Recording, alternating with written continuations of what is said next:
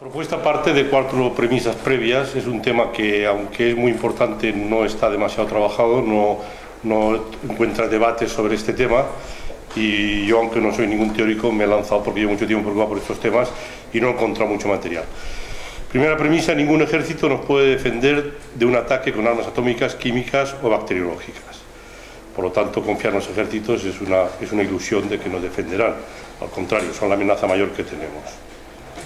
Segunda premisa: la violencia engendra más violencia. Tercera premisa: fines y medios son inseparables. Es difícil pensar en conseguir la justicia utilizando medios violentos, y el siglo XX nos debiera de haber vacunado contra cualquier tentación violenta de conseguir la revolución o de conseguir la justicia. Y la última, para mí la más importante de todas, es que hay armas atómicas acumuladas para destruir 14 veces todo rastro de vida sobre la Tierra. O sea, estamos todos condenados, tenemos 14 condenas a muerte, cada uno de nosotros, que es lo que nos toca del reparto nuclear. Por lo tanto, esto nos obliga a responder de una manera pues, un poco más rápida de lo que estamos haciendo. Para sobrevivir en una sociedad justa, el desarme con las armas de la no violencia, para mí, se convierte en un objetivo prioritario. En esa sociedad tan militarizada y con un complejo militar industrial tan poderoso, si no creamos complicidades es muy difícil avanzar en este camino. En estas complicidades hay que incluir a los militares, que son los que tienen las armas, evidentemente. Crear un ejército para destruir este ejército que sirve a la tiranía nos mete en una rueda de la que no saldremos, como no han salido en Rusia, en China, en ningún país. Por lo tanto, hay que cambiar un poco el chip de cómo cambiar todo esto. Hay que hacer propuestas didácticas y realistas que, en mi punto de vista, pues podría ser pasar de un ejército ofensivo a un ejército defensivo. En la actualidad los ejércitos, la mayoría son ofensivos, lo cual implica un tipo de armamento, un gasto excesivo y una dificultad a la hora de plantear la defensa. La idea de un ejército defensivo nos abre un poco un camino para entender que podríamos cambiar.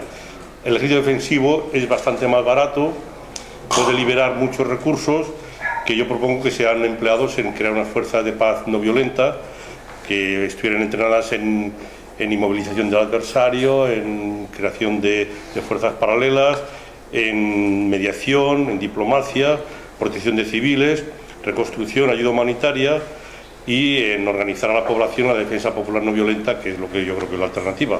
Esa sería la función de estas fuerzas de paz no violentas, que podrían crearse paralelamente conforme se van liberando recursos del ejército, pasando a un ejército defensivo. Si solo tenemos ejércitos armados, cuando hay un conflicto, su intervención lo que hace es aumentar la espiral de violencia. Habría que pasar a un ejército europeo, un ejército defensivo europeo.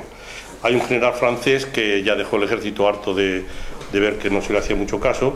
Jean Cot, que fue comandante de la Forpronu, la fuerza de Bosnia y Herzegovina, nos explicó en una charla que Europa podría estar perfectamente defendida con un ejército de 60.000 soldados, una fuerza de intervención rápida de 60.000 soldados.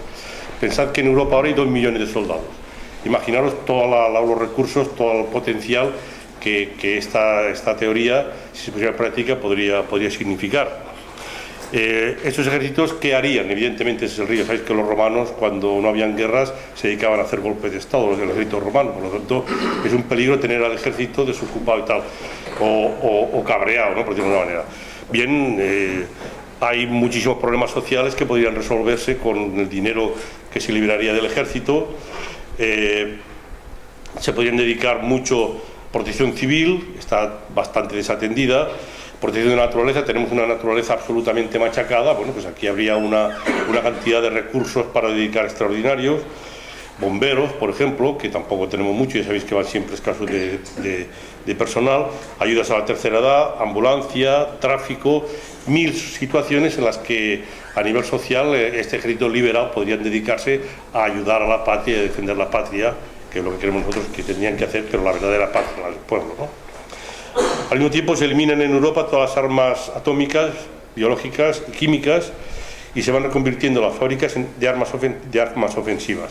¿Qué habría que hacer en estas fábricas? Pues, por ejemplo, cuando hay un incendio solamente tenemos 2 aviones en Cataluña para intervenir. Imagínense que ya habría maquinaria para la protección de la naturaleza, maquinaria para energía solar y eólica, ayuda al tercer mundo, etcétera, etcétera.